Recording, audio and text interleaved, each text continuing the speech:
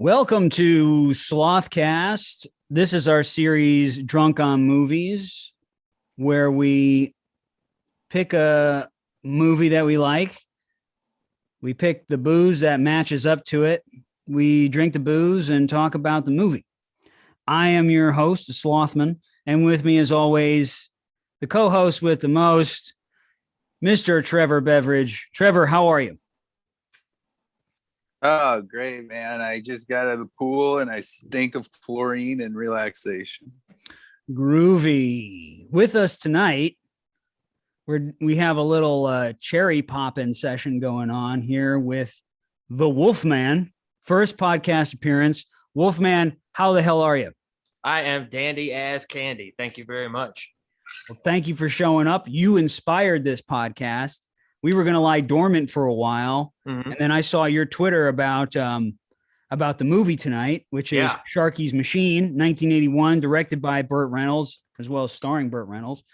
And I said, "Fuck it, let's talk about it." Oh, wow, thank you. I was very shocked and excited to get the invite. Yeah, man, you're a great tweeter. Oh, thank you. And I do believe it is an art form, a modern day art form. You can follow the Wolfman at, I believe it is it DET/Wolfman at twitter.com? That's the one. That's it, man. Follow that Twitter account, get on it. He's very chill pilled.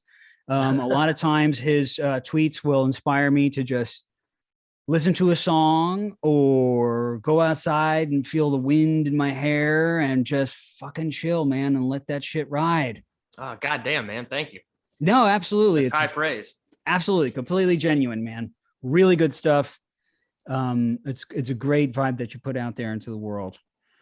And thank you for being here. Tonight, we are drinking Dewars 12.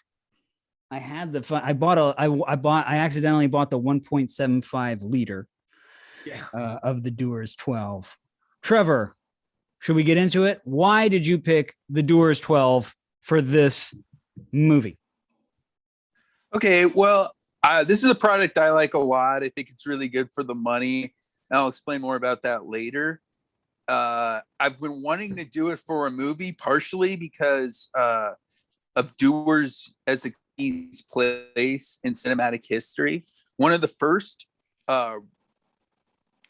pictures, one of the first video recordings ever made was a commercial by the Edison Company for Dewars. And it was all about just finding the right movie to pair it with. This felt right to me. If, a seedy sort of Vice Squad cop picture feels like scotch, but not good scotch. Nothing against Dewars. It's good, but it's not. It's a blended scotch. It's kind of like a mid-shelf. The white label is something you might find at the well in a bar. And a little insider secret about the Dewars line is that the 12, which is what we're enjoying tonight, is a significant step up in quality with the 12-year age statement, and only costs a few dollars more. So it's a little insider thing. I like it a lot. It's one of the least expensive scotches of its age, pedigree, and I think quality. But what inspired it, besides it just being a delicious pairing for this sort of scintillating, seedy crime neo-noir drama, is also that there's a minor character in the film named Highball. That's the drug dealer in the first scene where Smiley screws up everything, and then it sets in motion a chain of events that sends Sharky down to the Vice Squad. And Highball is one of my favorite drinks. It's basically just a nice Scotch whiskey or Japanese whiskey, as it's often done, with some soda water on the rocks, which is what I'm drinking right now. I'm enjoying Dewars as a highball. I'm almost out of soda water, so I'm going to start drinking it straight. And you know what happens when that starts. So I'm glad I got that all the coherency out of the way. Can you do me a favor? Can you turn to your left? Oh yeah. Let's get the light. Oh, sorry. That's fine. I just want to see your pretty face. Let's see a that. Little, yeah, sorry. A little bit further. A little bit further. I want to get a good angle here. I That's can't good. go any further. My ottoman's in the way. Or That's great. my That's easy great. chair. That's perfect. All right. You got a lamp growing out of your head, but that's fine. Okay. I can shut the blinds. No. right. Because then you'll be too dark. Okay, so I know. I wanted to do it with natural light this week. Wolfman, what do you think of this? Oh, what the video setup? The booze. The booze. I love it. So I am typically not a liquor guy because it brings out the devil in me. Absolutely. Yeah. But, Woo!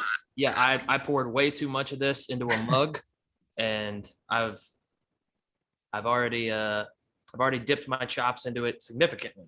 So this could go off the rails at any minute. Okay. Thank you for the warning. Oh yeah. What about the taste? Oh shit. Sorry. Yeah. I love it. I am not a connoisseur of Scotch, but it is very smoky. Not. It's just got like a little hint of sweetness. Nothing overpowering or nothing like rum to make you kind of want to put it down. Yeah, I dig it. It's got and just enough bite so you know you're dealing with something with authority. Are you drinking it? Are you drinking it straight? Well done. Oh yeah. I had mine on the rocks. I've been drinking since 4:30. Good man. I've been sipping. Yeah. And I've been doing it on the rocks too. So it's kind of diluting it. This will be my final glass of the evening, I believe. Yeah. It does have that bite in the ass. But it's very smooth and a little deceptive, to be quite honest. Yeah. You want to go into it? So yeah, go into it, dude. Yeah, I was just going to talk a bit about like a part of why I like it and part of what made it. Like I said, it's a really good deal for 12-year age stated Scotch. It's a blended Scotch, but Dewars has their own distillery of single malt whiskey. It's called Aberfeldy. And that's where most of the malt component of this, there's some grain whiskey in there as well, comes from. And Aberfeldy is known for having very sunny, quaffable, honey forward, malty whiskeys. Nothing too chewy or peaty or nothing off the rails, but like just really enjoyable. And what you get when you mix that base component with some grain whiskey, it kind of softens it. So what I like about this as just a house whiskey or something to take down as you're enjoying kind of a fast-paced film is that you get that like sort of malt backbone that makes it like tasty and caramely on the palate, but kind of a clean, soft finish. So you just want to keep drinking it. And it makes a fantastic highball. It's for my cheap ass, a little expensive to mix with soda, but most people wouldn't think twice. It's like $30 a bottle or so, depending on where you are. Yeah, all my soda water has flavor in it. Oh yeah, well, you could get away with lemon. Oh, they do that sometimes. So the highball as a Sorry, cocktail was invented actually by Dewars, but it's become more popular in Japan anymore. And often they'll serve it with a lemon twist. Oh. Bonsai. Come by. Come by. Yeah. Come by. Well, what are we done or is that it? I think so. I might burp out an occasional thing about it later, but I think that there's not too much to examine here. I think I could go more into Dewars, but I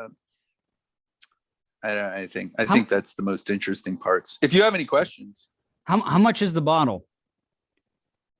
So price of Scotch went up, and I hope it goes back down because of the so named Trump tariffs, and then and it's still in even as those are ending, it's still in limbo because of Brexit, and people think that a lot of British products are going to get more expensive depending on where you are.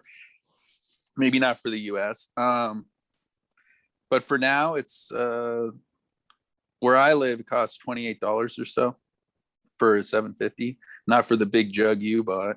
Yeah, that was $53. Yeah, that's a good price for that. It's more than double size. Wolfman, how much did you pay? So I got the 750 milliliter, and yeah, that was about 40. Okay. Oh wow. So I'm looking at the lid, and it says John Dewar, John A. Dewar, and Tommy Dewar. Is that three brothers? Is that a dad and his two sons? I used to know this story better. From what I remember, John was the founder of the distillery. Yeah. And Tommy is the one that made it happen. Tommy was the son, and he went, and part of why Dewars is so famous and one of the most internationally recognized British whiskeys is that Tommy went all around the world. And this would have been like, towards the end of the 19th century on a promotional campaign. And this was at a time when hardly anyone knew about Scottish whiskey and the traditions outside of like the British Isles. And he went to America, he went to Asia, he went all over the world, evangelizing about their whiskey, and he helped popularize Scotch around the world. And that's part of why that early motion picture from the Edison Company was made for Dewars. And Dewars is also because of that campaign, one of the first Scottish whiskeys that ever was popular in the United States. Very cool. All right. All right. Well, go pick I've up. almost finished my first mark. You're transitioning? Yeah, I already had one neat. I'm about to pour another. All right. Well, let's Double aged for smoothness. As you transition into straight, let's transition into the 1981 film directed by Burt Reynolds, starring Burt Reynolds, Sharky's Machine. Now, what grabbed my attention was Wolfman's, you posit that this is the greatest movie of the 20th century.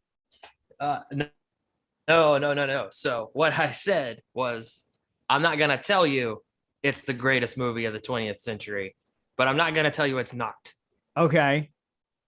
And that was mostly fueled by my enthusiasm because I just finished watching it. I watched it on a whim. This is my first time. I don't have a history with this movie. Oh. So I watched it for the first time last weekend. Loved it so much. I ordered it and watched it again Thursday. And took some notes for our tete-a-tete here. Really, the thing that struck me watching it was Sharky's Machine. If you haven't seen it, it has everything you could want in a movie. Mm-hmm. It's got action, suspense, intrigue, romance, eroticism, glamour. It's so well made. Like, it's made by men who knew how to make movies. The dialogue is fantastic. The characters are excellent and fun. It's got laughs. It's got it all. And I fucking love crime movies. I love cop movies. My dream job is to be a movie cop. You know, being a cop in real life seems god awful, but being a movie cop where you're just like kicking ass and eating hot dogs and drinking and doing cool shit with cool people, perfect job. And so like a movie like this, I could have watched, this could have been 4 hours long and I would not have noticed. I would have eaten it up. So yeah, I guess that's my biggest point about it. What inspired you to watch it? Man, well, long story. I was listening to the Cape Fear episode of TPN, and I hadn't seen Cape Fear in a while, so I wanted to watch it. I had to do a free trial of Stars to watch it, and so I had like a week of Stars. And so after I watched Cape Fear, I was looking for something else to watch, and I saw Sharky's Machine, and I saw the synopsis, and I was like, oh, that sounds cool. I'll watch this. This could be fun. And like as soon as you see the Orion logo and then that like menacing music comes on, followed immediately by just the sexiest tenor saxophone you ever heard in your life, I knew I'd made the right decision. That was not a long story. That was a correct amount of story. Oh, yeah. Yeah, I after I saw your post, I watched it, Mhm. and I just got done watching it again. Yeah. And it does have a great opening. Mm-hmm. Like they turned the building red. It's got this like phallic thing right in the beginning. It's like Yeah. this big red boner just sticking out in the middle of the city. You know it. And then you're listening to this song, and it goes right into Street Life. Street Life. And immediately I thought of Tarantino's Jackie Brown. Mm-hmm. And I was like, that motherfucker, I bet was a fan of this movie. I wouldn't be surprised. And got that and just did that and just took that opening and did that. I know he has to be a fan of Burt Reynolds because for Once Upon a Time in Hollywood. Yeah. That character, Rick Dalton, is based partly at least on Burt Reynolds because they superimpose his face for the FBI episode. Mm-hmm. And I think DiCaprio just has a Burt Reynolds kind of vibe in that movie a little bit, besides the crying. But sure. But well, so I mean, yeah, it's definitely like the whole the relationship with him and Cliff Booth. I mean, yeah, Burt Reynolds was notorious and kind of took some hits in his career for making all these stunt pictures with Hal Needham.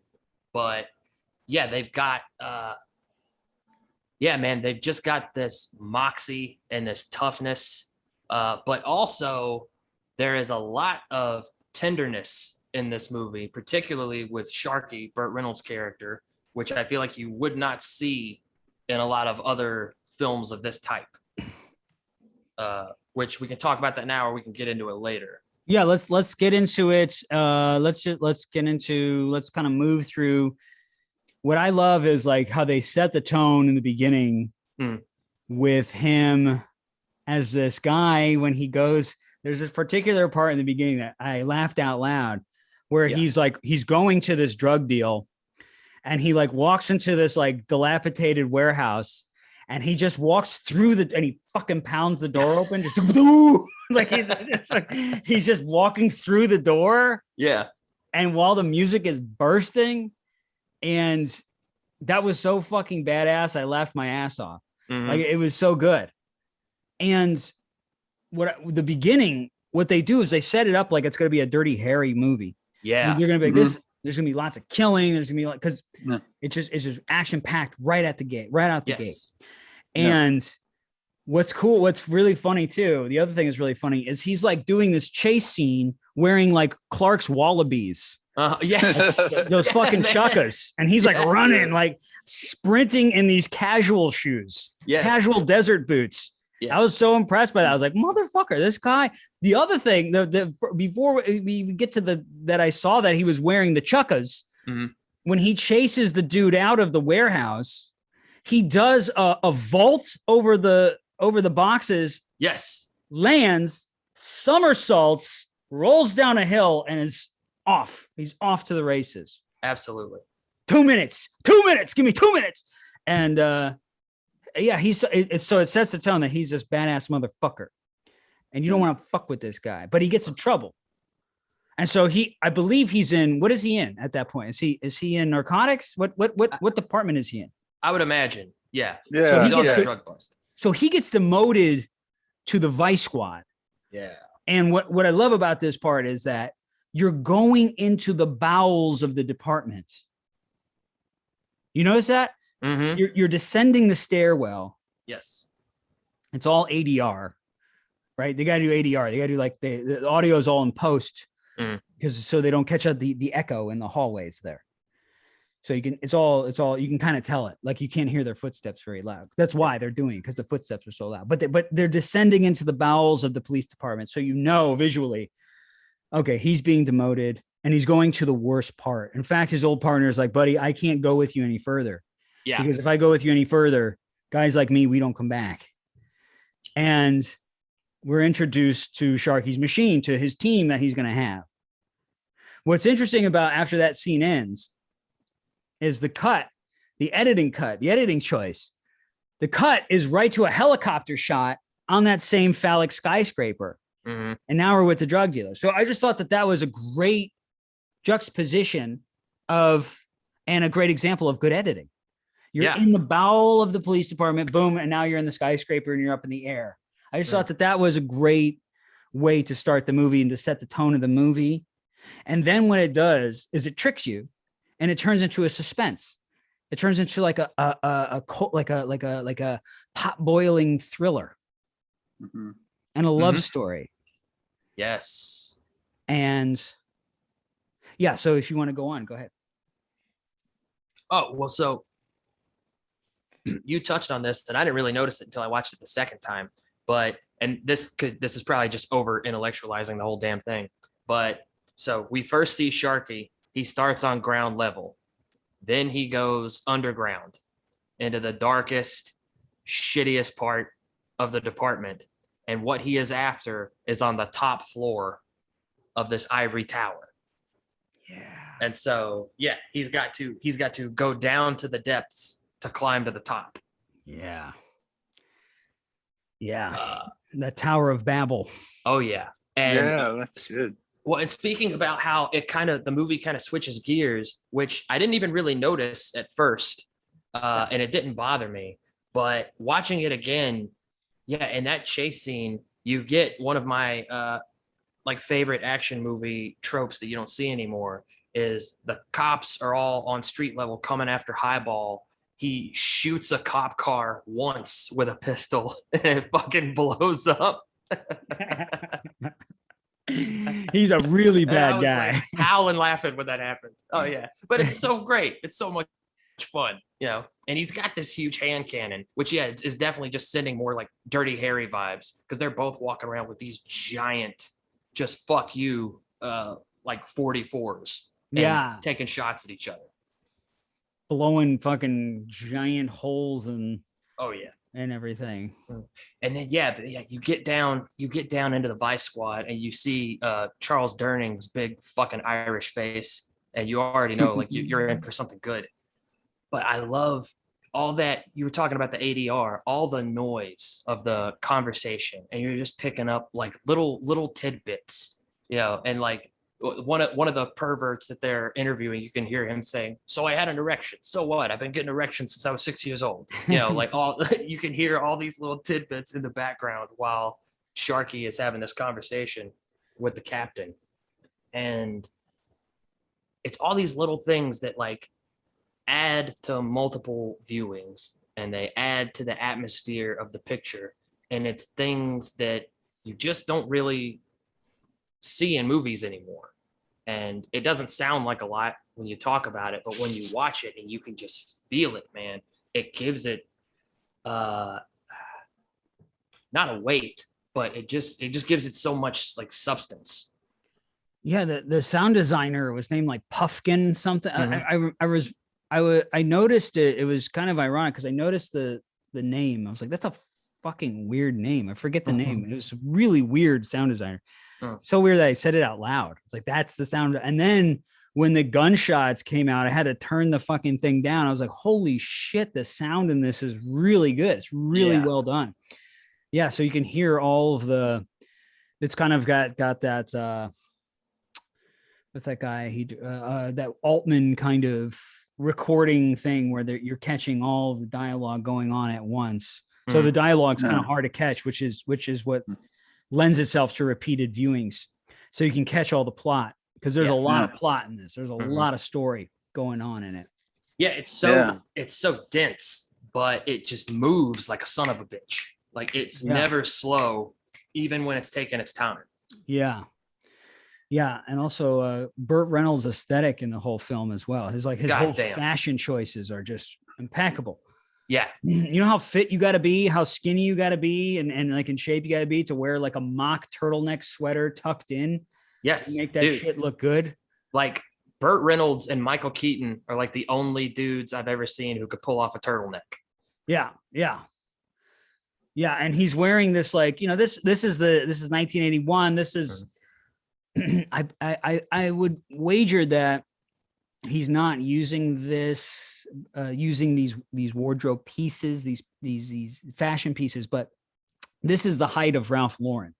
This is the height of he kind of coined those Harris tweed gray sport coats that he's wearing. He's also, Ralph Lauren at the time was also wearing those A2 leather jackets that Burt is sporting in the bar scene. Of course, Burt is sporting these like late 70s, early 80s moderations where they modified versions where they've taken away the epaulettes. They've taken away the sort of hallmarks of those things in favor of more modern designs and cuts.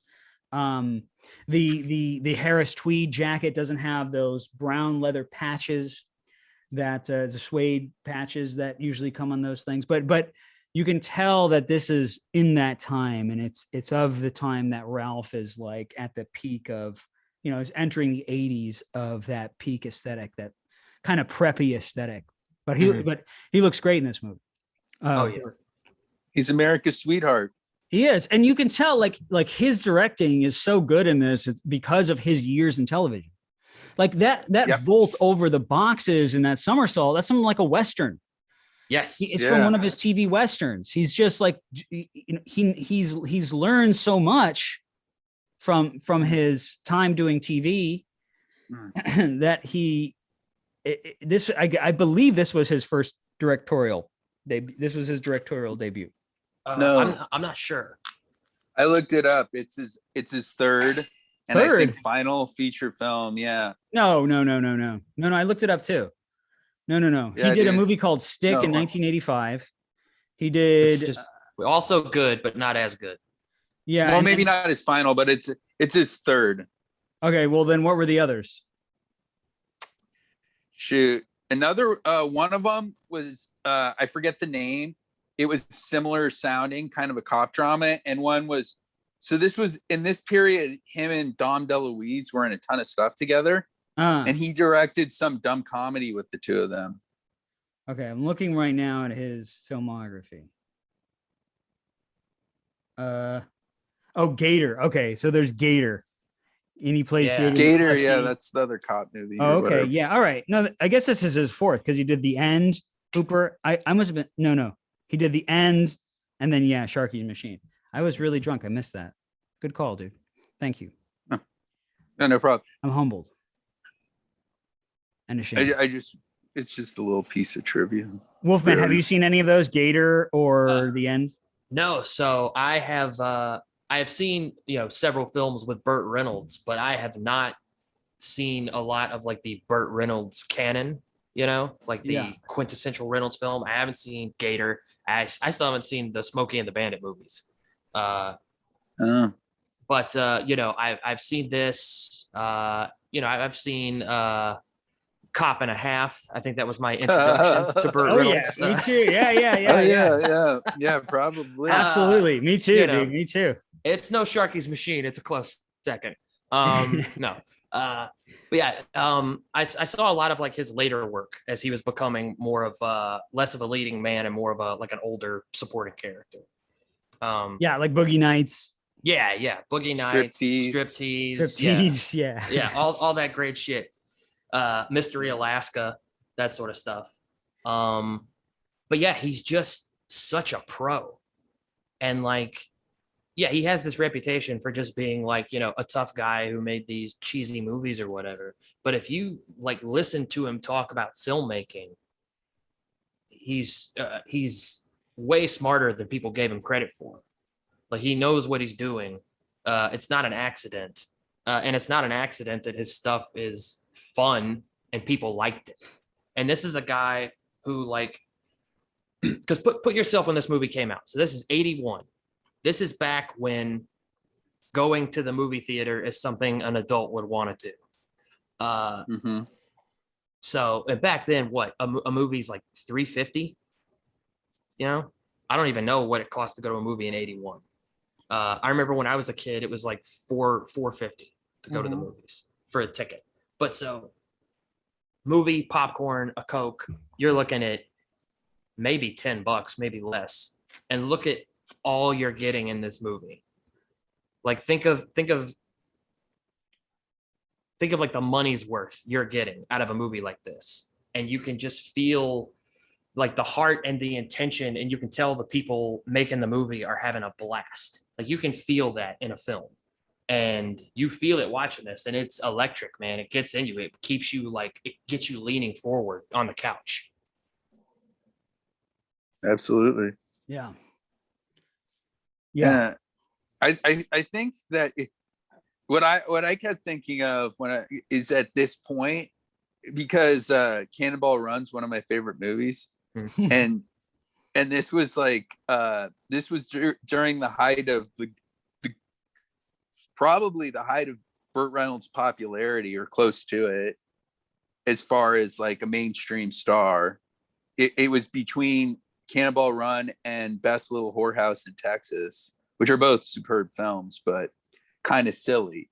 Like these are like the movies he made with Dom DeLuise, where he was the macho, and Dom DeLuise was the Falstaffian fool. And he was Burt Reynolds was the top, and DeLuise was the bottom. Yeah, exactly. Hey, Dom DeLuise is a power bottom. I mean, yeah, he sure looks like it. Oh, big yeah. fan.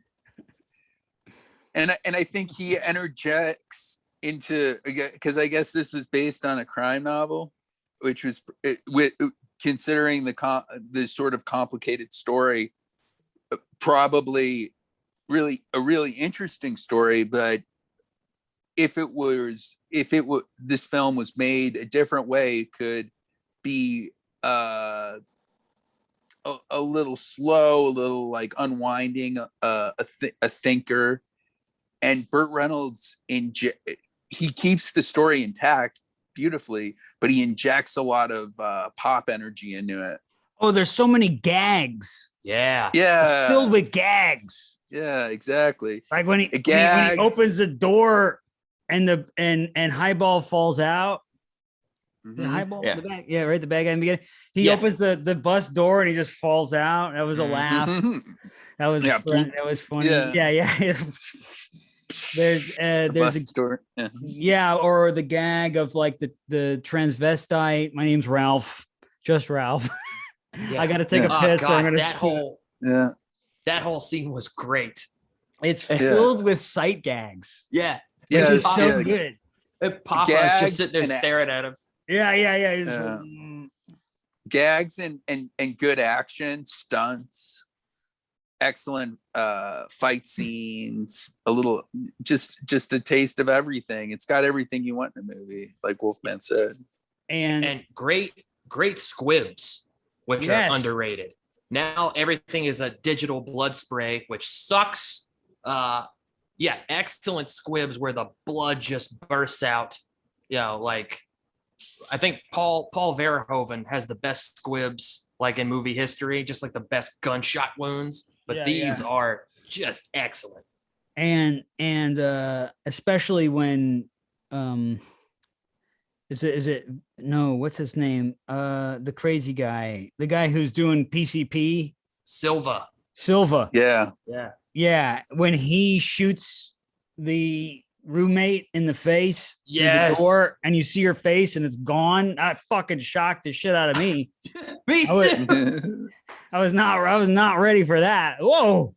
Yeah, it's just this red, just hamburger meat mess. It was incredible. So good. And with all the sight stuff and all this, like the casting of Rachel Ward, very inspired. Oh yeah. She's the gorgeous. I think the casting in this movie is incredible. Absolutely. Yeah. Everything to the leader of the Vice Squad. I forget the black guy's name. Bernie Casey. Casey. This is my favorite thing I have ever seen him in. Yes. And he always brings it.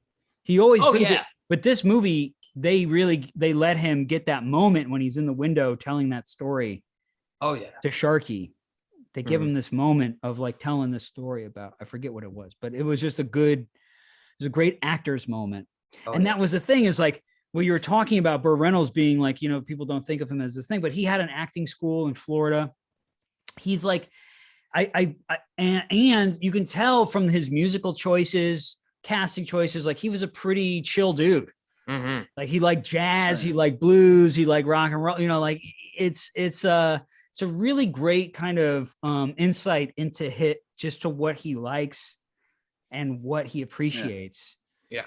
To Yeah. yeah. I think he's the ultimate case of someone who got sort of misunderstood by the American public as a pretty boy or a bimbo, Yeah. because he was a hardworking actor who saw potential in a lot of roles and was willing to take a chance on maybe a dumb script once in a while. But the dude, like, if you look at his resume, it's he worked his way up. He and really did. he also, in the right moments, gives some of the greatest performances you can imagine. Deliverance. You can look at Deliverance. Yeah, really exactly. brilliant in that. Yeah. Yeah. And you know, it's interesting. I was watching the Marlon Brando beef video. Did you know there was beef with him and Marlon Brando? I didn't know that. I did not know that. No. Oh yeah, Marlon Brando hated him because he was cast as a Marlon Brando type character, a method actor, doing a play or something in a Twilight Zone episode. Uh-huh. And in that episode, he's doing a Marlon Brando impersonation, and he's like, you know, now when I walk through the door, like, what am I thinking when I walk through the door? Am I just walking through the door, or am I just, you know? And Brando, this is probably a decade later. The show's canceled. You know, like this was black and white, and Brando on the set of Apocalypse Now is like, I fucking don't ever mention that name in front of me. Don't mention Burt Reynolds. Then that man is the most despicable. He's the most pathetic thing to come to thespians. That's why I hate thespians, because of Burt Reynolds. Don't ever say that name in front of me. He's disgusting. And like the irony of it was, he was saying that like Burt Reynolds is this guy who is just so self-centered and so like egotistical and all about himself and not about and you're like, dude, and Brando is doing this exact fucking thing on the set of Apocalypse Now, right? He's holding up production. He gained a bunch of weight. He's making it all about him. And it really, when you talked about him, Trevor, he's kind of like a working man in the entertainment industry, someone who worked his way up. And you got Brando, who was kind of just thrown in to royalty, really. And I believe Burt kind of carried that stigma with him of being this kind of Marlon Brando clone throughout his career, because he looked like him. Yeah, he does. I can see that. So it was. That's probably why he grew the mustache. Yeah. Which, you know, became its own thing. Well, and I've also heard that Burt Reynolds passed on a lot of like big opportunities after Deliverance to make like the movies with Hal Needham, because Needham was a buddy of his, and like Burt had known him for a while and like had faith in him and knew he was a talent, but he just kind of got sidelined. And he would get these scripts, you know, things for like Smokey and the Bandit, and he's like, listen, I can make this something cool, but no one's going to give me any money without a name. And so Reynolds passed on a lot of shit to make movies with Hal Needham to like get him working. And kind of like, you know, it's the stuff that resulted in his career and his kind of persona being kind of stigmatized, but he did it to help out a buddy. Yeah. That's righteous. Yeah, no, it's very fucking solid. Yeah, if it's true, I'm going to give him the benefit of the doubt and assume it's true, because I like Burt Reynolds. You know, they're a bunch of shrewd people, mm-hmm. and they you know, they do things to make money. And I mean, if he saw a way to make money in it, and it was also helping out a friend, I could buy that too. I mean, it's a very small town, so you know, people screw each other over all the time, but you know, it doesn't look like he was that kind of guy. He wasn't making these cold, calculated decisions. He was doing projects that just interested him, feels like. Well, and if you look at the rest of the cast of Sharky's Machine, like Bert is the most like lead type actor in the movie. Like everyone else in that movie is a like multi-decade veteran character actor. Yeah. Yes. So he's just got all these pros that he knows can bring it. And like, oh goddamn, I feel like that had to have been such a fun set. Yeah. I wonder. I don't know who his AD was, but I'm sure that he was carrying because Bert seems really relaxed, and to play those dual roles is pretty difficult. To be the director and the star can be really. It can stagnate the acting. Yeah. But he gives a very. I mean, the character Sharky himself is pretty stoic until he gets to that sort of like confrontation with Domino. But you know, he's very still. Like his eyes are very still, and a lot of the scenes where he's getting yelled at, when he's kind of reacting, he's very sort of downplayed. But it's very good. Yeah. But I love. So it transitions at a certain point into a love story, into a kind of Rear Window, Vertigo type of almost the conversation type of love story. And My Funny Valentine is injected into it. And we go through this guy who loves this woman, and he's crying as she's having sex with another man. And she's like being, you know, she's getting a house. So she's really excited about the house. And then the pimp guy shows up and she's crying and she's got to take more drugs so she can fuck the pimp one last time because she really wants this house. And he's crying. Bert is crying. He's just like, oh God, he's singing the song. He's got this whole idea in his head. I just love that segment because it turns it the fuck down. The beginning, we're up. We're at 10. And then all of a sudden it goes boof, it goes down. And now it's a character piece. It's watching this guy going through this torment of loving someone he can't have, obsessing over her, and they're joking about her, right? He's like, oh, he's eating her pussy. And he's like just over there, like, oh, he's over there fucking like going through it. He's going through it. Yeah. He goes through everything. He thinks she's dead. She's dead. She comes back. Yeah. He smacks her around. Oh yeah. No, he's got to look, man. He's got to calm her down. You know, she's not helping. Well, he's got to calm her down, but I also think it's part of like getting cucked. A little. Well, so all right. So back to that when they set up the stakeout on her place. You know, she's living in this high rise, you know, little, you know, plush prison cell that she's in pretty much. He's in the building across the way. And there's this whole montage where it's just cutting back and forth between the two of them. And it's just him watching her and like going to bed when she goes to bed and smoking when she smokes. And they're getting this physical rhythm together, the kind of thing that you would get if you lived with someone, but they don't. And she's singing these songs and he knows the lyrics and he sings along with her. And then there's that little moment where he's sitting there in bed. He's on the edge of the bed. He's smoking a cigarette. She's asleep and he can hear her like snoring a little. And he just kind of whispers, turn over. And she turns over and stops snoring. And he gets this smile on his face. God damn. It's just That's so, great. It's got good. it, man. That's really good. No, I love that shit. And it's something that could be like, that scene in the hands of someone less talented that segment could be so boring or so like saccharine. Yeah. And even though it has this sweetness in it, it like you never feel like you're gonna roll your eyes, you know, or like, what the hell is this? It doesn't break the tone of the movie, and you get these tonal shifts but nothing ever breaks the film. Like you're along for the ride the whole time. And in this is one of those early, like tender moments that we get with Sharky, and we kind of see past the exterior into like his deeper, vulnerable humanity. Yeah.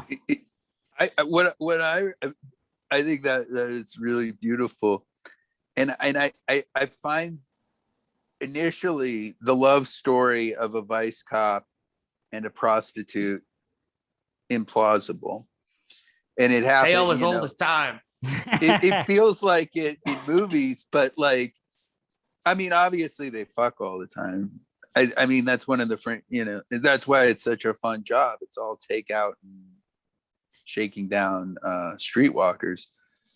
But the actual idea of them falling in love seems implausible until you think that this is the unlikely arrangement of perhaps the world's greatest vice cop, someone by circumstance who has just been sent down to the basement, and perhaps the world's greatest hooker. Mm-hmm. Well, yeah. Hey, So she's a dancer, pal. Yeah. $1,000 a night. Yeah. Yeah, that's don't have $1,000. my favorite line is when he's like restraining her, trying to calm her down, and she's like, don't you know how to just hold somebody? And he's like, I know how to hold someone, I just don't have $1,000. Yes. Well, and then they get over that little moment, and in the morning, now this is gonna I'm gonna go into woo-woo shit a little bit. Oh, okay. Okay, just a little bit. Hey, do it. So they go to bed. They get through that. Okay, so the first thing is more like he gets aggressive with her because he watched her fuck, and because getting cucked did that to him. Yes. And she knows it did that to him. That's why she says it to him. She's like, you liked watching me fuck, right? You like watching me fuck, and now you want to hit me. She knows, because she knows men, because she's $1,000 a night whore. She fucking knows. She knows what's up with dudes. She has to. She has to know she's going to be killed or whatever. Adjusted for inflation, that's a lot. That's a lot of fucking money. That's like a $3,300 whore. Yeah, Jesus. So that whole thing, I think, is about being cucked and what the response is to being cucked and what the fetish is that leads to that. Maybe you think you want it. Maybe you think you want to experience that. Sure, all guys maybe go through that. They visualize their woman with another man, and they get fucking torn up inside, but they kind of want to watch it anyway. And that's the kind of like thing that Sharky has to go through. And he can't express himself because he's a man. We have trouble expressing our emotions about this shit. So when they go through that and he smacks her around and shit, the next morning he's over there etching this rose in the wood. And she comes over, she sits next to him. She's like, what are you doing? He's like, oh, just doodling, just doodling. He's hiding, he's ashamed, he's insecure about it. The reason he's doing this is because when men fall in love with a woman, they create. Because we have this inability to express our emotions or to even sit with them. We can't just sit with the emotion. Some guys will just sit there and fucking pump iron. But Burt Reynolds, born February 11th, I believe it's 4 days after mine, he's an Aquarius. Ah. And so whenever I fell in love with somebody, I have to create. I can't just sit there with it because I can't do anything with it. I have to start, whether it's writing a song or I'll do a fucking sticker for the podcast, whatever the fuck it is for the podcast, write a song for the podcast, right? Do the intro music for it, whatever the fuck it is. That's what I have to do. And I almost is like, is that part of, is that what he's relating in that? Is that he can't express himself emotionally fully. So he's got to like start etching shit in wood. And he did that all night. And never is this moment where he's like, I love you. He never can express himself. So he's creating this like beautiful little etching for her. And she's like making fun of him about it. You know what I mean? She's like, what are you doing? It's still silly. It's very nice. Very nice. Mhm. It's just like, you know? So that was the woo-woo part. Is it? Oh, Dig it. nice. Yeah. It's Maybe interesting. maybe if you guys aren't Aquarius, you can't relate. Well, so apparently, I just found this out. How does it go? I think my sun is in Libra. My moon is in Aquarius, Okay. and the next important thing is a Scorpio rising, I believe. Whoa. Whatever the fuck that means. Some lady out there who listens to this could DM me and tell me what that says about me. Yeah. How? Yeah, right. That's how I get you. That's right. You reel them in with the woo-woo. Yes, they fall for me in my Burt Reynolds takes. Yeah. Yeah. But so this is interesting. I know two guys who are cops. Both of them, they're just like patrolmen, beat cops. Both of them, one of them's a really good friend of mine. One is like the husband of a gal I know. Both of them have seen some heinous shit, and like both of them are total, just like men's men through and through, like all the way around. But they each have like a little like innocent childish hobby that they engage in when they're not at work. My good buddy, he collects action figures. He collects them, he puts them on these shelves, and this is a guy you would never know to talk to him. And he's like, he's built like a brick shit house covered in tattoos. Yeah, like tough as nails. He collects action figures. The other guy is super into Star Wars. And I've talked to them, and I've talked to like some vets that I know, and it's definitely like a compartmentalizing thing of like balancing out all the awful shit that they see at work. And it's like, what's something like I need like this little place I can go inside myself and like touch what basically this shrine to innocence, pretty much. And you go into Sharky's house, and when she's looking around, so all right, so okay, yeah, we're gonna touch on this, on Sharky's tenderness. Sharky's got this house. It's the house he grew up in. Mhm. His old man sold it when he was a kid, and he's been able to buy it. And he goes there on the weekends and he fixes it up. So it's still in disrepair. He brings her in, and you see before he's carving the rose the next day, you see he's got this rose on the windowsill, this big pink rose, and it stands out like a sore thumb because the whole place is just kind of real threadbare, and it's above his bed. And then yeah, he has that moment of anger and rage where he's confronting her because now the rubber has met the road of his ideal of her, seeing her, this princess in her tower. And now she's alive and she's with him. There are boots on the ground. They're in trouble. He needs her to give up her pimp's name, and she's not helping. And the reality is setting in, and he's fucking pissed. So they have their whole conflict. The next day, he's carving the roses. He's embarrassed. He's shy. And he lives across from a school. And there are these kids out there playing. And she says, are they always there? And he's like, yeah, they're always there. I come here on the weekends to get work done, and I hear those kids playing, and I can't get anything done because I have to watch them. I could just sit and watch kids play all day long. And this is back when you could say something like that and people wouldn't think you were a fucking creep. But like, here's this man who has this hole in his heart. He has this woman and child shaped hole, and like he wants to fill it. And he's picking at it any way he can get. Because earlier, when he's at Nosh's house and Nosh's wife brings the daughter down to say goodnight, and she says, good night, Sharky, and they want him to come and give her a goodnight kiss, you see that look on his face. And because he and Nosh are having this argument, and then he just melts when he looks at Nosh's daughter. And he goes over and he gives her this sweet kiss, and it's this sweet moment. And man, yeah, you just get it's just this part of this man, this need that he has that he can't fulfill to make himself more human because he's been out in the streets too long. Yeah, that's really good.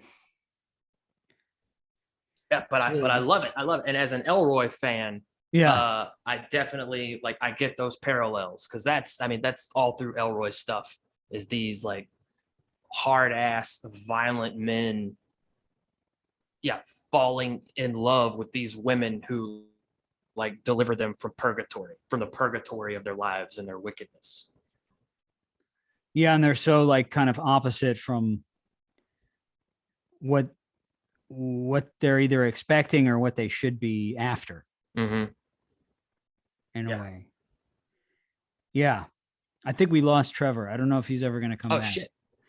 Hey, I don't know what happened. He froze like in mid drink while you were talking and he went away. But maybe he blacked out. He blacked out. He's gone. He went to the ICU or whatever. Like he's like he's Trevor IV now. Yeah. Oh shit. Okay.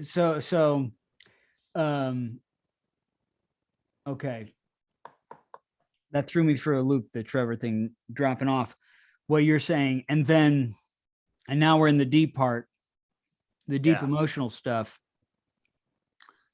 But I think you summed it up and we can kind of go into the wacky. Yeah. Because the wacky part, right? The assassin guy, what is his name? Salvo? Henry Silva. Henry Silva. Billy William Scorelli is the character's name. Yeah. And there's this moment where he's like getting ready to kill the roommate who he thinks is Domino. Mm-hmm. And he's in the apartment next to Sharky. Yeah, I think it's a few apartments down, but yeah, he's in Sharky's building and he's in the other empty apartment. Yeah, and he's doing, is it below? And then he takes pills, which is PCP. He's doing PCP and Dilaudid. So like cheap heroin basically. So he's making himself a little speedball. Okay. But yeah, so I don't know what it is he's snorting, but whatever it is, he's snorting it into that Dick Tracy face that he's got. Yeah. That's a good call. He was in Dick Tracy too, right? He was. Yeah. And fucking like you notice like his little briefcase has like all these little compartments for his pills and shit. It's got like he's like Hunter Thompson.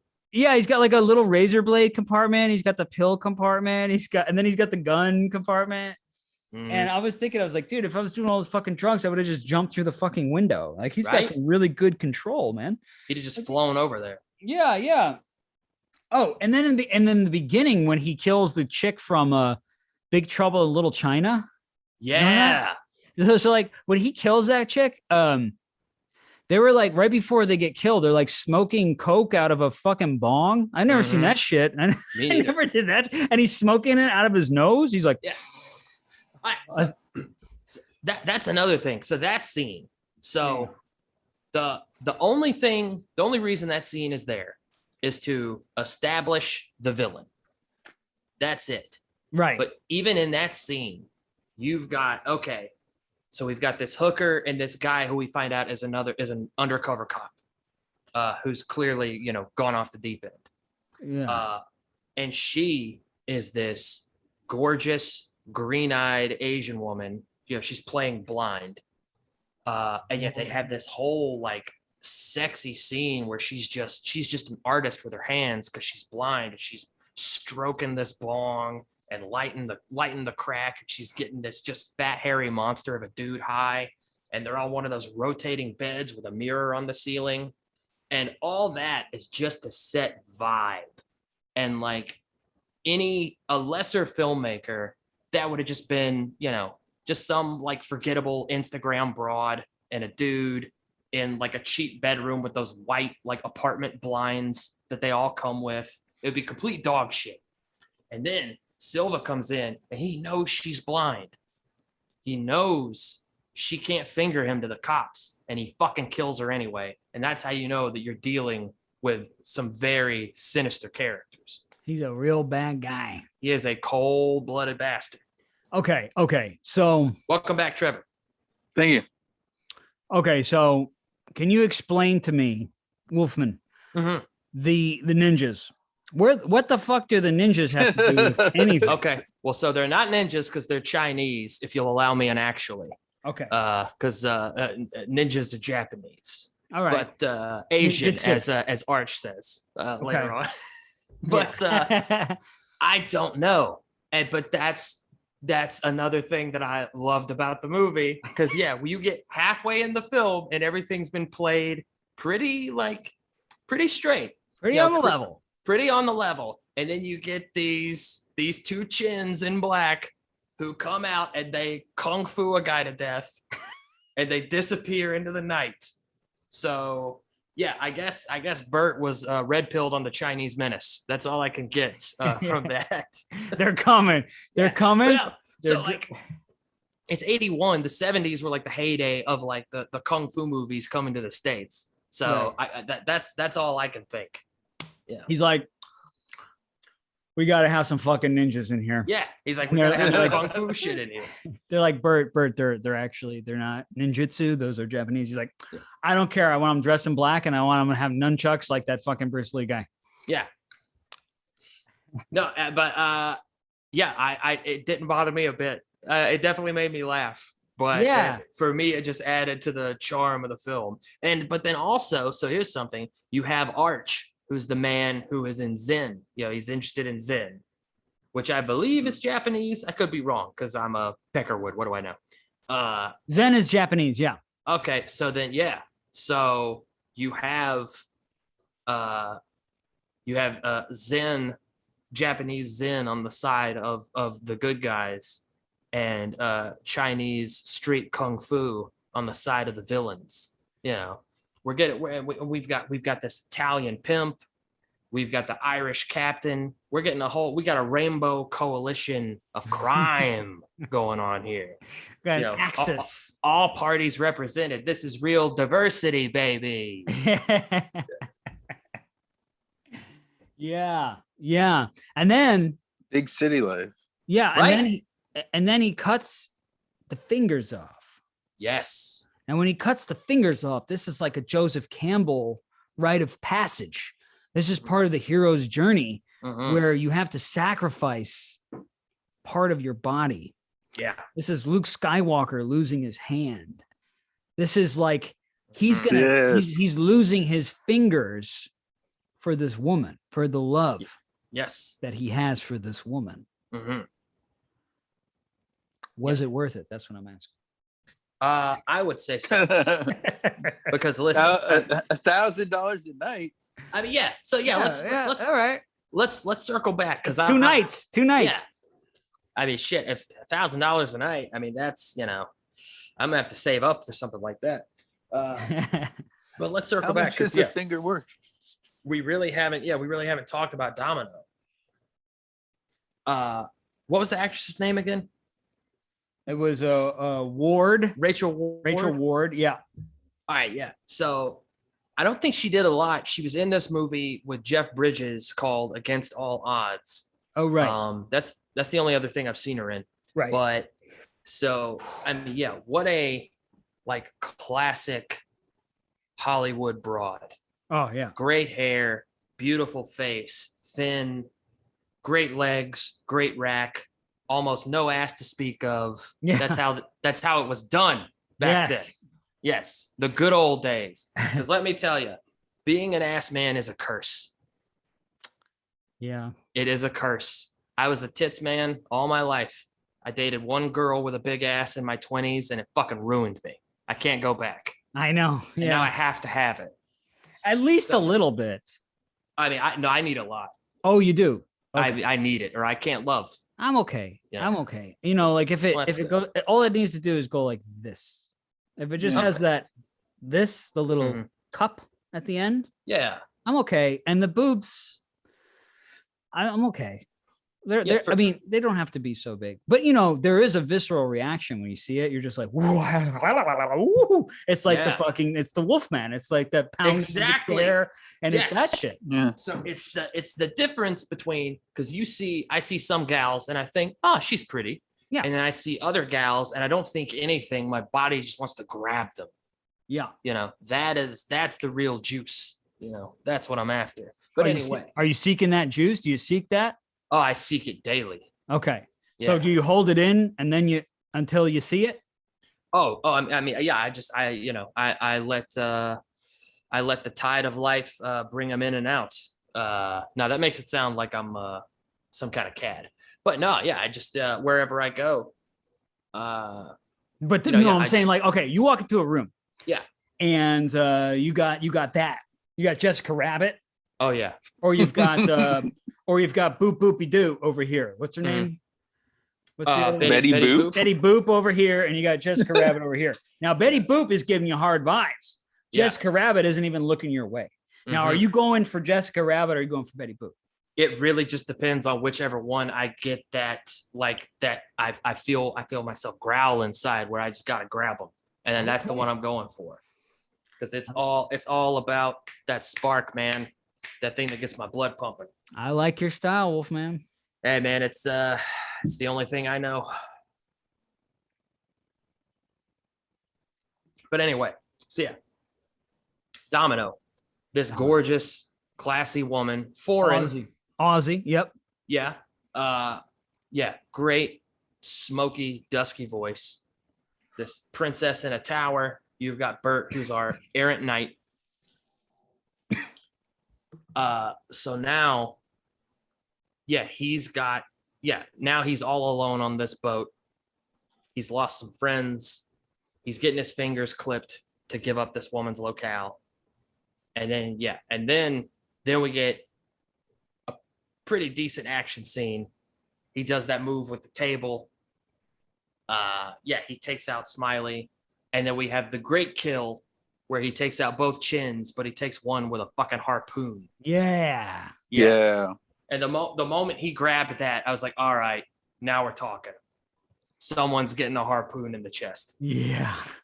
And it delivered. And it was excellent.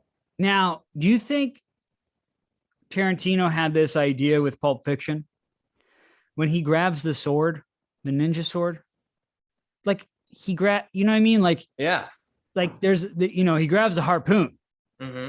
Yeah. You don't see that in many movies where the character grabs a weapon that's like, oh, this is going to do some fucking damage. Mm-hmm. Yeah. And when you grab the fucking ninja sword in Pulp Fiction, you know that's going to do some damage. Yeah. Yeah. And there's an excitement to that. Just like when he grabs your harpoon gun, you're like, oh, he's going to shoot a motherfucker with this thing. Yes. So I'm wondering the influence here, because I went with this movie in your, I know you said I know you didn't say it, but I went into this movie going, this is the greatest movie of the 20th century, and I'm going to fucking prove it. Hey, right on.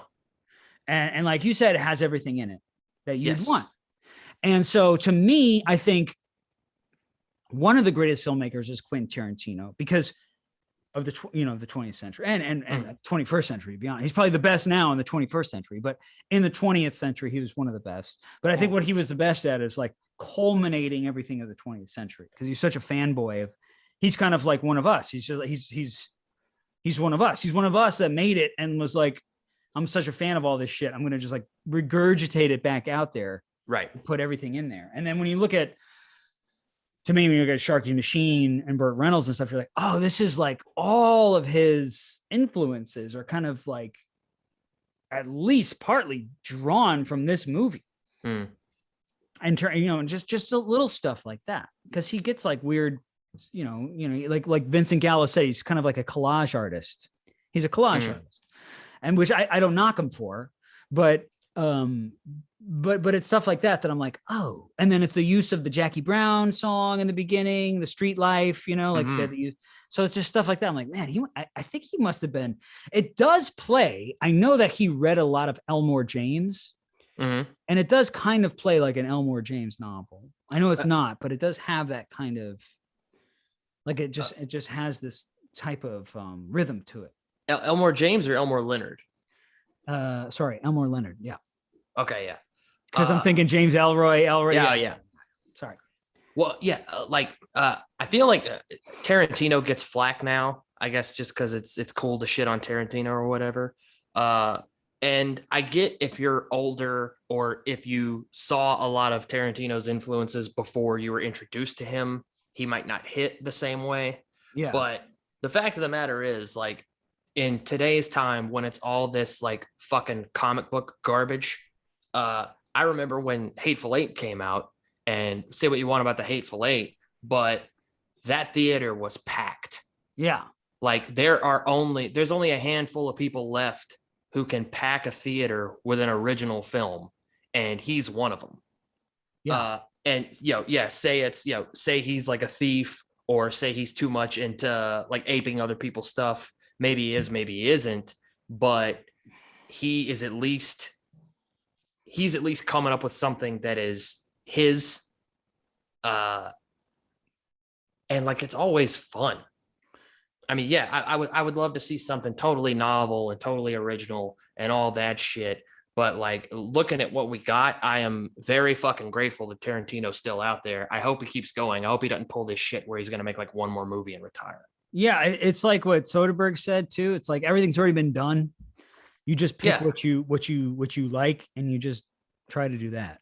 Mm-hmm. And I think that Tarantino, film, particularly the art of film, is like a dialogue. Mm-hmm. It's a dialogue. It's constantly referencing itself. Yeah. Like the two shot was, they came up with the two shot in Japan in like the 1930s or whatever the fuck. So it's like, it's constantly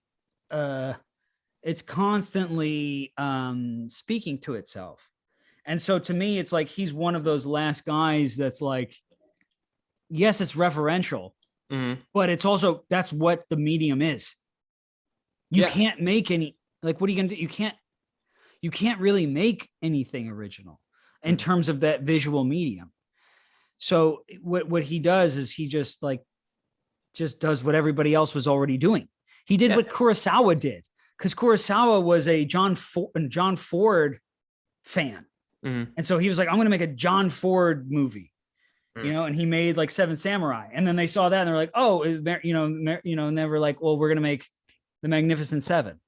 Or he, Kurosawa made Yojimbo, and then Sergio Leone made Fistful of Dollars. And it's the same fucking movie. It's just constant. That's what it's supposed to be. It's like Brian De Palma was just doing Alfred Hitchcock. Right. And like, I still like it, even though I know he's aping Alfred Hitchcock. Like, I still fucking love Body Double. Yeah, absolutely. I mean, that's why I love it. Yeah. Because you're like, whoa, this is like that, but it's like, it's a different, you're never going to be that. You're never going to be Alfred Hitchcock. Yeah. You're going to be Brian De Palma. You're never going to be, sorry, go ahead. Oh, no. I'm sorry. I jumped over you. I've been drinking, so I'm all fired up. Yeah, me too. Yeah, we're all I'm all sweating and shit. I'm like, oh. Yeah. No, this is fucking bullshit. If I get going, please feel free to interrupt me. No, this is what we love. Trevor, you want to chime in? Why don't you chime in? I'm gonna go make myself a drink. I'll be right back. Just on this tip, every generation, I feel like there's a technological, especially in something that's as technological as film, a technological and a cultural regeneration.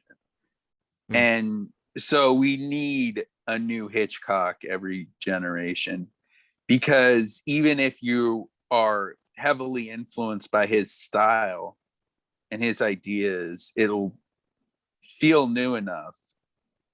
And not just because this generation hasn't seen the films of Hitchcock, but because you have new resources and new cultural references that you can add to what Hitchcock, what was before, and it becomes something new. So as much as Tarantino, I feel like, unfairly gets stuck as a a very like, I guess, referential or very derivative filmmaker, because you can trace his influences and he winks at them a little more, which is like a postmodernist thing or something. I find him to be a very excitingly original filmmaker in spite of all that. Mm-hmm. And I feel like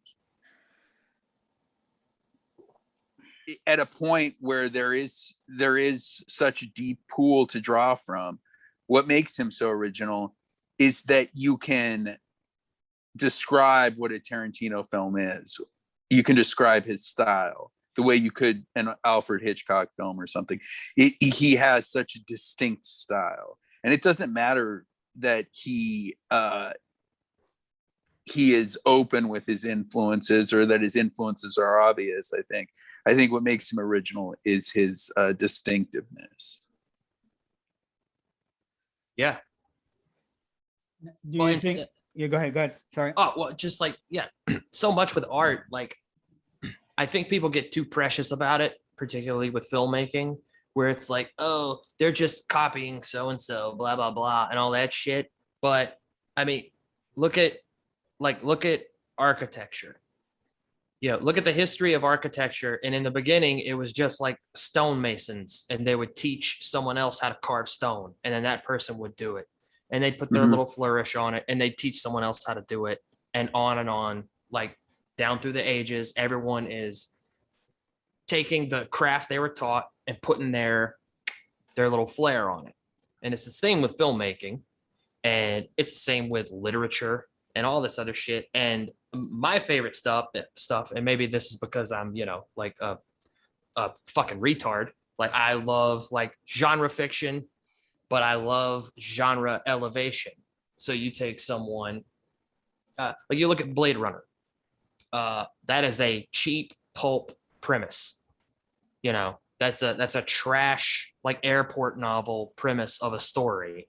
But a director takes that and he turns it into this moving canvas, this like moving painting with this pulp premise. He elevates the genre. Same with a guy like Elroy. Yeah, he's technically crime. People, he aped Hammett or Chandler, or, he was influenced by all these older pulp noir writers. But you read Elroy and he's unlike anybody else. I mean, you can see the influences, but it's crime, it's historical romance, it's this like introspective psychological roller coaster. Like you can, he's singular. Yes, it's very singular. And Tarantino's the same way, I think. And guys, guys like him. So yeah, you take what you love, you kind of take what you have learned, and yeah, you put your own spin on it. And it's like who else is there? Right. Like, at this point, they go after Kubrick. Mm-hmm. You know what I'm saying? For being good or whatever. Yeah. Or for being like, just for being Kubrick. Well, he was kind of pretentious. Yeah.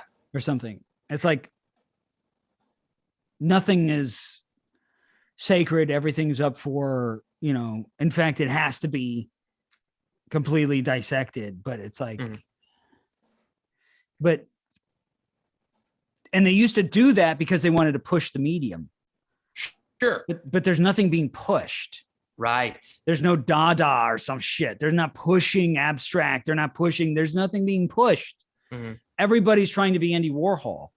Everybody's trying to be like this singular, no matter what medium you're in, everyone's trying to be the Andy Warhol of that medium. Like I'm being this complete original. And it's like, you can't try to be that. You just have to be it. And then when that person's come out and he's done it, you can try to, maybe copy that style, I guess. But I think you need to go back to the origin of that thing. Mm-hmm. Yeah, so it's like with go painting, back to the fundamentals. Yeah, exactly. Go back to painting, lifelike portraits. Mm. Go back to making these big sprawling westerns in America. Go back to making, you know what I'm saying? Like, go back to, you know, just go back to the fundamentals. And what I liked about Sharky's Machine is that it actually stuck to those fundamentals. It sticks to the rawness of, you got the action stunts in the beginning. You've got that love story that's pinned in the middle. And then you've got the wacky ninja fucking ninjutsu kung fu shit and the big fucking finale with the guy falling out the fuck. You got the big things. I mean, but it's all like, this is what this thing needs. Yes. That I read that fall from the tower is the highest stunt fall ever in a film. Still. Is that really somebody? Well, so the shot, so it's two shots. The shot isn't. Yeah, no. Yeah. So the first shot of him coming out of the window is a real guy. It's Dar Robinson, a legendary stuntman, who's actually in Stick, the other Burt Reynolds movie. He plays like a minor henchman character. But yeah, the wide shot, the one that's in the film longer, is a dummy. But for that first shot of the body coming out the window, I mean, yeah, he really had to go out a window. And yeah, I think it was like over 100 feet. That's fucking nuts, man. Yeah, no, Dar Robinson was legit. He was like the fucking evil Knievel of movie stunts. I thought you were telling me that with the fucking dudes, man. No. Because I looked at that, I was like, that kind of looks like a real dude. Like, how do they do that? Yeah. Like, you're but it just, I mean, we're gonna throw you 500 feet out. Just fucking go, bro. It was just some stunt man with terminal cancer who was like, "I'll go out for the film. Let's fucking go." There's a trampoline. I'll be fine. But just the aim for the pool.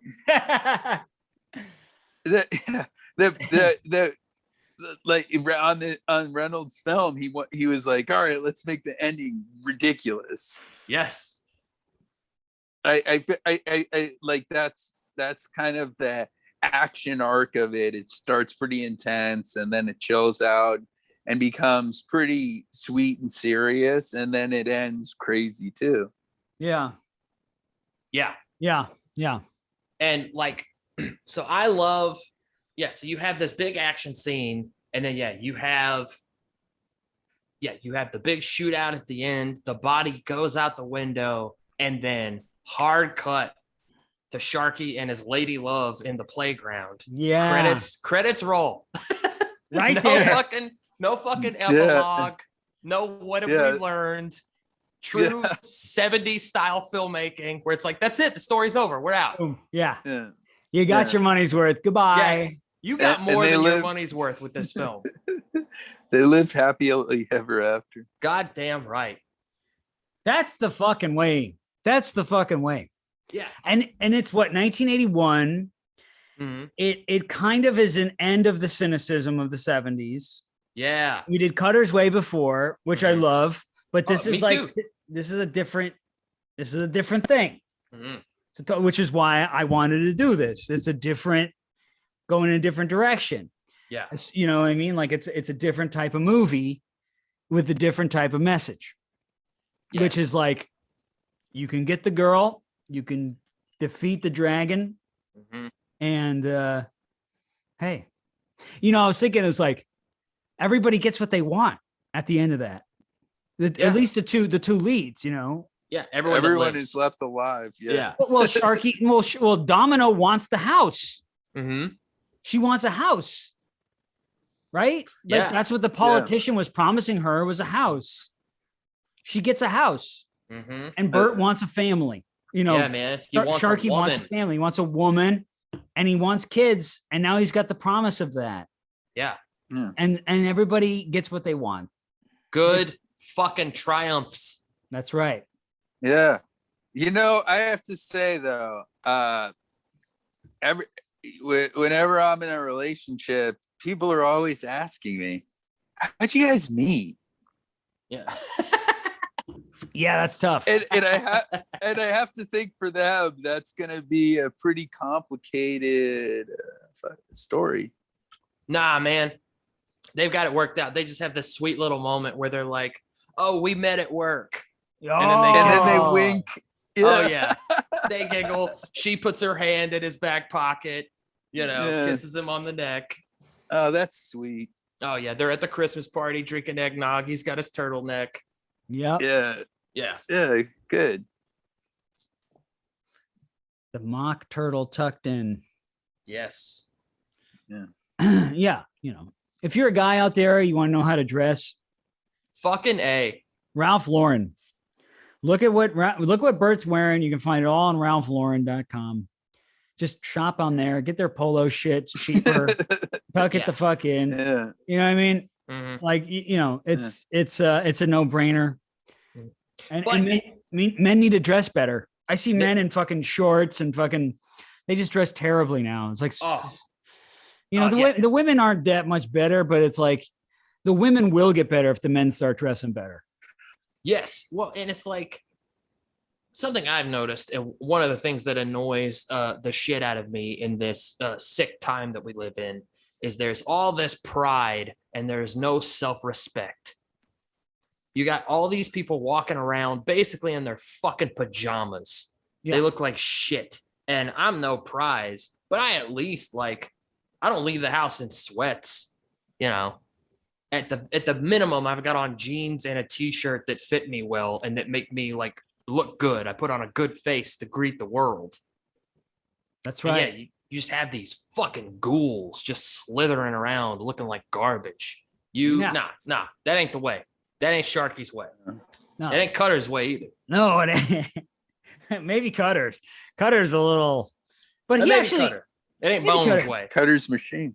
Yeah. I mean, they did what they did what they. But even though Cutter's, he's wearing a suede jacket with the black blouse tucked into the red tight pants. Yeah. Bone is wearing jeans with the tucked in fucking polo shirt with the. He's wearing the Harris tweed Ralph Lauren jacket. Yeah, Jeff Bridges is a fucking patches. babe in that movie. Yeah, dude. And those guys were poor. That movie was like portraying them being poor. Dude, so that just shows how far we've fallen. Is you watch any movie made before 1990, and any movie you watch where the main character is a loser, that's his role. It's like, look at this bum, look at this no count piece of shit. They dress better, they look better, they've got a better place, they've got a better car. They're like, by every metric, they're outpacing the average guy walking around today. Yeah. And so man, I know it's a pain in the ass because you go to a department store and you got to find the broom closet that's the men's department where they keep the fucking hoodies and the flannels. But yeah, you just gotta get shit online, dress for your body type. You gotta find what looks good. Yeah, man, I don't know. Put in the effort. We gotta jazz this shit up, man. What happened is, and you can buy from Ralph Lauren. That's reasonable. You don't need 7 shirts. You need 3. But yeah, are they sponsoring this show? They fucking should be. They should be, but I used to work for them actually. But it's because I believe in that brand. You get you two on a billboard sitting on the hood of a fucking Corvette in Ralph Lauren shit. Hell, that's $1 million ad campaign. You guys would be the male equivalent of the American Apparel chicks from back in the day. We got to get you guys out there selling men's clothes, man. You be getting ladies wet all over the West, dripping. the fucking but tidal wave. What happened was that Japan bought up all of our looms. They bought all of our vintage looms. So there's a brand called this is another little tip for the men out there. You got some money. Everyone's wanting to wear Tom Ford, all this expensive shit made in foreign countries. No, you want to get either American made or Japanese made. Yeah, because Japan has all of our fucking looms. So there's a brand called The Real McCoys, and they make replicas of all of our good shit. And they do it in the same thread count. So you buy a t-shirt from them, that t-shirt's going to last you until you're fucking dead. Because the thread, it's 100% cotton, so the shit don't breathe. Mhm. So the summer, if it's a little hot, you're going to need in the big hot, in the hot times, you're going to need to have some fucking linen or something. But as the weather changes and shit.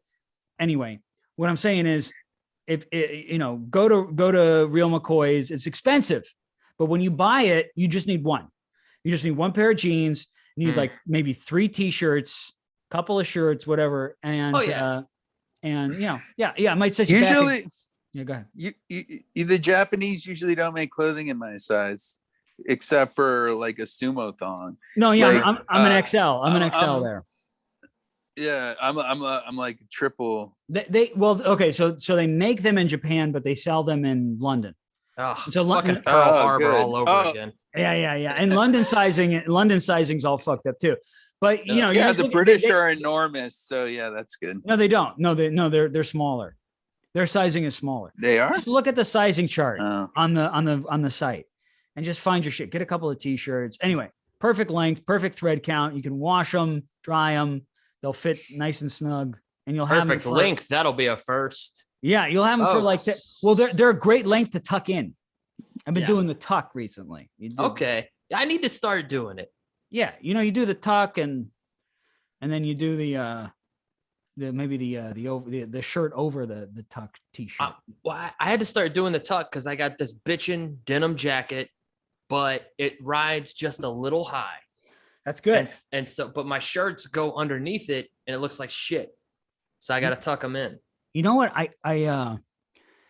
They give me wardrobe on this show that I'm on, and they gave me a pair of 501s. Mm-hmm. And I think they're made in China. Like, they're cheap. They're like $60. Yeah. But the 501s fit perfectly. Mm-hmm. You go you size them down. So I'm wearing like a 32, but those fucking things, those 501s, 32, 30s are like perfect. Yeah, they might fucking wear out. Again, they're $60. So, I don't know. You got to pick and choose. But so you're an actor, right? Yeah. Well, did you ever watch Dinner for Five on IFC? No. It's this show. I think you can watch a lot of it on YouTube, but it was a show on IFC for a while. Jon Favreau hosted it. And yeah. Where he would just have all these like character actors or directors, writers, and he'd have 4 guests on at once, and they just sit in some restaurant and eat and talk about movies. Yeah. Burt Reynolds is in several episodes, and they're all fucking great. So you should definitely check them out if you haven't seen them. I'm going to check that out. It's on YouTube? Yeah, you can see a lot. I know you can see a lot of them on YouTube, probably all of them at this point. Okay. I'm going to put that in right now. All right. Yeah. It's in my search history. All right. What do you think, boys? Are we good? I'm thoughts. pretty solid. Okay. Well, Wolfman, this was fucking great. Yeah. Dude, thank you guys so much for having me. This was a blast. Anytime you want to come back on, what the fuck, whatever you want to talk about, dude, let's fucking do it. Dude, hey, I will be haunting your DMs from now on. So absolutely. Seriously, man, anytime. This is fucking great. You're really good. You're really good. This is your first time. Way better than our first time. Way better than our first time. Of course. Hey, all right. I mean, you're really fucking good, man. Anytime you want to come on, you come back on. And anybody, any of our friends who listen to this, have this fucking guy on. You'll hear him, and you should go on more. And all it takes, man, all it takes is just DM somebody. Sure. This ain't pussy. It's just dudes. You know what I'm saying? God damn, ain't that just the way? It is. It is. I prefer it that way. For sure. I like girls in real life, and I like dudes on the internet. Yeah. You know what I mean? Shit, man. Yeah, no, you're definitely right there. Yeah. Yeah. No, I've gotten like so much. It's crazy. So I'm very new to Twitter. I dragged my heels into it for a long time. Like I'm for the most part, I'm a Luddite. I don't like new technology or any of this shit. I got on Twitter as like a lurker because people I liked who were on Twitter, they kept locking down their accounts. I couldn't read their shit. But yeah, just like a few guys, just we kind of crossed paths and they all started promoting me. And we just like, it's weird. There are dudes on Twitter who I've never met and I've never had like a voice conversation with. I've just like talked to them on Twitter and like, I fucking love them and I wish them well. It's the weirdest thing. Yeah, they're the best. Yeah, yeah. They're the best. Yeah, that's what I mean. Girls in real life and dudes online. They're it's like yeah. I mean, I can hang out with dudes in real life too, but I think that's the way. I mean, yeah, I love dudes in real life, but I've got plenty of fucking friends. I don't need any more, you know. Except for you guys. I love you guys. But oh shucks. Like yeah, I think when you're talking to dudes on the internet, the competition element is gone. Yeah. It's removed. Yeah, so all that goes out and all the like, who's this guy? Is he trying to rob me? What's his deal? You know, that all goes. Yeah. So yeah, the internet has been a boon for male friendship. Yeah, absolutely. Absolutely. And then when you interact with each other, like even on the phone or whatever it is, or like how we're doing now, it's like that shit just carries over. Yeah. There's no competition. We're not competing. It's a, you know, it's a great, I think it's a great medium for that, for creating friendships with dudes. Because it's just, you know, and then with girls, it's like, I wouldn't even, you know, well, I'm married, so, but I wouldn't DM like a woman on the internet ever. I wouldn't ever DM. Nah. You know what I'm saying? Like, it just feels weird. They call it sliding. Sliding. Yeah. I don't slide. Yeah. Yeah. When you call write sliding, to someone, it's sliding to me is something like else. Yeah. Yeah. There's slime implied. Mm-hmm. Yeah. Right. There's moisture, you know, some sort of lubricant. Because yeah, I don't think about it that way when I communicate. Usually, I don't think about liquid. No, same. I don't. Well, and yeah, I haven't, at least not yet. I haven't DM'd a woman. I've only just like DM'd people whose podcasts I like and fanboyed out on them. Yeah, any of the people we've had on this show, whether it's you, Low Res Wonder Bread, or Brendan, it was all from me DMing them and just saying, "Hey, man, I like your shit. Yeah, I really like what you do. Would you like to come on the show?"